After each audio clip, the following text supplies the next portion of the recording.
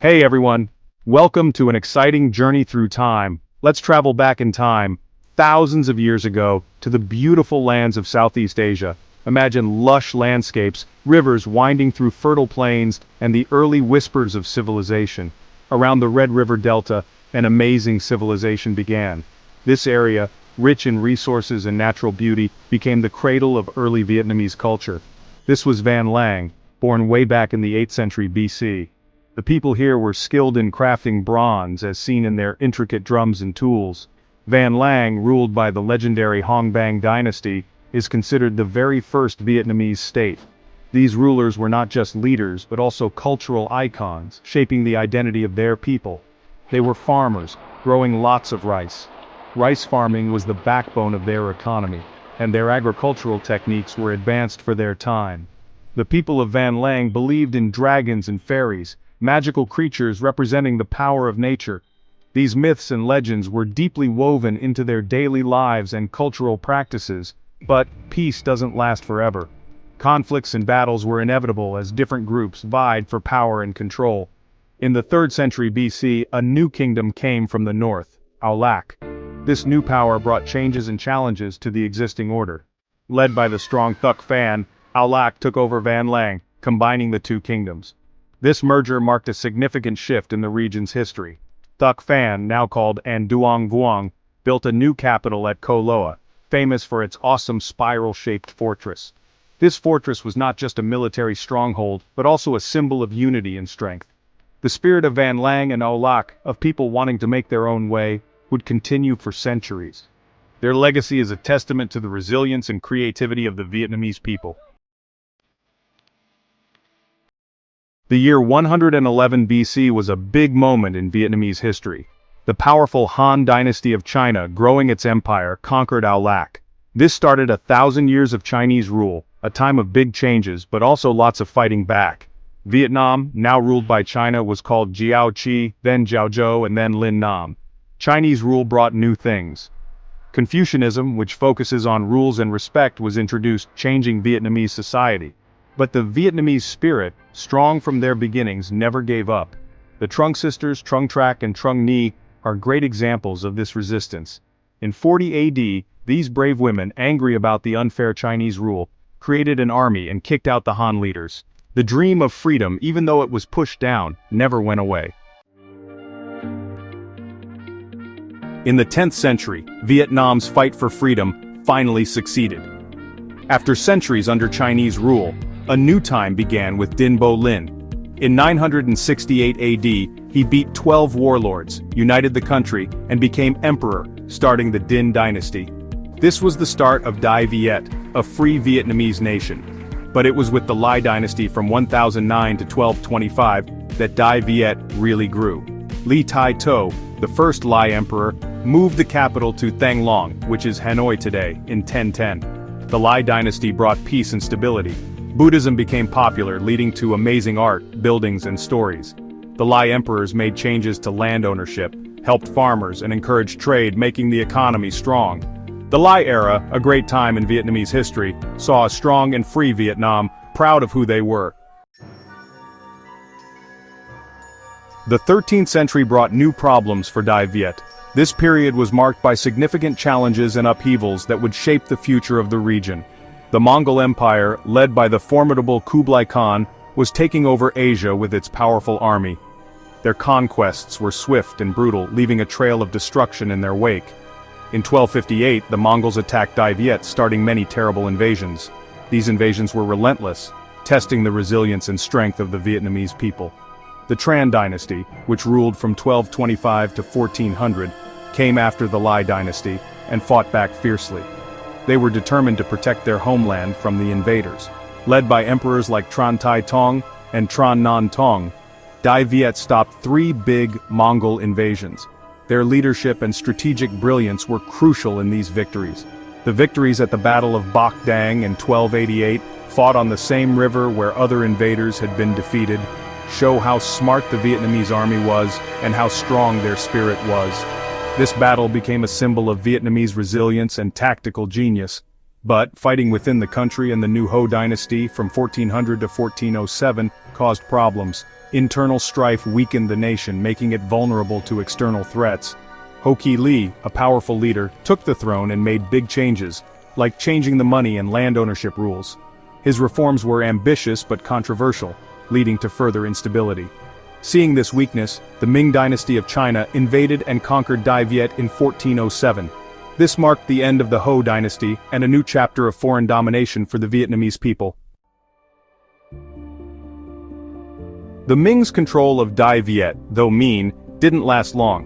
In 1428, Le Loi, a strong leader from a rich family, united the Vietnamese people and fought the Ming for 10 years. His victory started the Le Dynasty, from 1428 to 1788, often called another golden age for Vietnam. Le Loi, now called Le Tai To, created a strong government and made it work better. He brought back Confucianism and started tests for government jobs, like in China. Under the Le Dynasty, Đại Việt had lots of peace and wealth.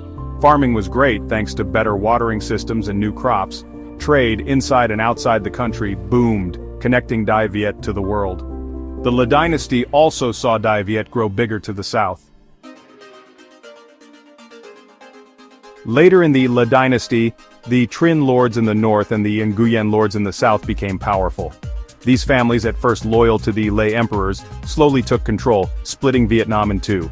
The Trinh ruled the north from Hanoi, and the Nguyen ruled the south from Hue. The Trinh-Nguyen War, from 1627 to 1672, was a long and terrible war that hurt Vietnam badly. Even with all the fighting, both sides got better at war. In 1802, Nguyen An, the last Nguyen lord, won the Long War. He united Vietnam, became Emperor Gia Long, and started the Nguyen dynasty, which lasted from 1802 to 1945. Gia Long moved the capital to Hue, making it a beautiful city with Vietnamese and European designs. European countries, especially France, arriving in the 1800s, started a new era that would change Vietnam's future forever. The 1800s was a big change for Vietnam because France came. At first they focused on religion, but then they wanted Vietnam's resources and land. Using religious problems as an excuse, France attacked in 1858, taking Da Nang and starting their control of Vietnam. Little by little, France took over more of Vietnam. They made Cochinchina a French colony in 1862, and later added Annam and Tonkin. The Nguyen dynasty, weak and unable to fight the strong French army, became controlled by France. French colonialism changed Vietnam a lot.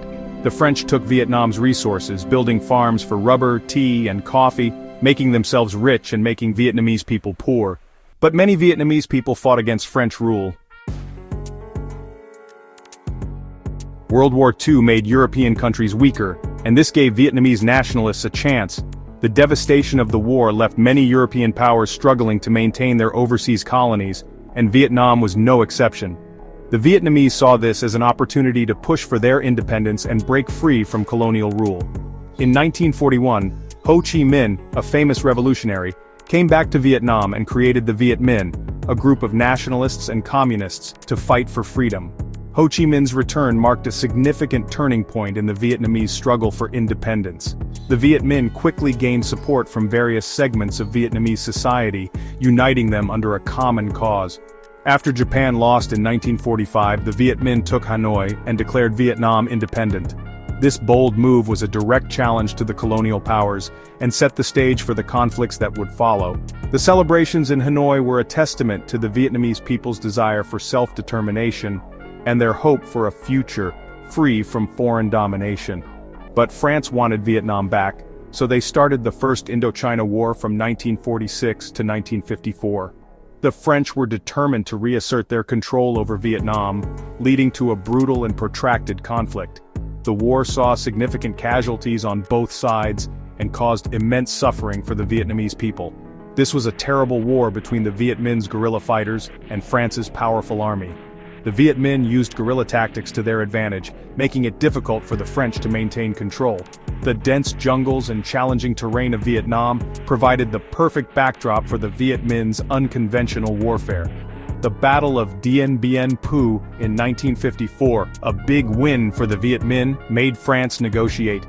This decisive battle marked the end of French colonial ambitions in Vietnam. The Viet Minh's victory at Dien Bien Phu was a turning point that forced the French to come to the negotiating table and consider a peaceful resolution. The Geneva Accords of 1954 officially ended the war, dividing Vietnam in half. The agreement was meant to be a temporary solution with plans for national elections to reunify the country. However, the division of Vietnam set the stage for further conflict. As the ideological divide between the Communist North and the anti-Communist South deepened. The North was the Democratic Republic of Vietnam, led by Ho Chi Minh, and the South was the Republic of Vietnam, supported by the US. This division created a tense and volatile situation, with both sides receiving significant support from their respective allies. The United States' involvement in supporting the South Vietnamese government would later escalate into a full-scale conflict known as the Vietnam War. On April 30, 1975, North Vietnamese tanks entered Saigon, the capital of South Vietnam, ending the war and uniting Vietnam under communist rule. This event marked the culmination of decades of struggle and conflict, bringing an end to the division of Vietnam. The fall of Saigon was a significant moment in history, symbolizing the triumph of the communist forces and the beginning of a new era for Vietnam. After the war, Vietnam had many problems. The country was damaged, its economy was bad, and its people were divided. The communist government had to rebuild the country and unite the North and South. In the late 1980s, Vietnam started new economic plans called Doi Moi. These changes, similar to China's, allowed for more free markets, welcomed businesses from other countries, and helped private companies. Doi Moi worked well, making Vietnam much richer. Today, Vietnam is growing quickly.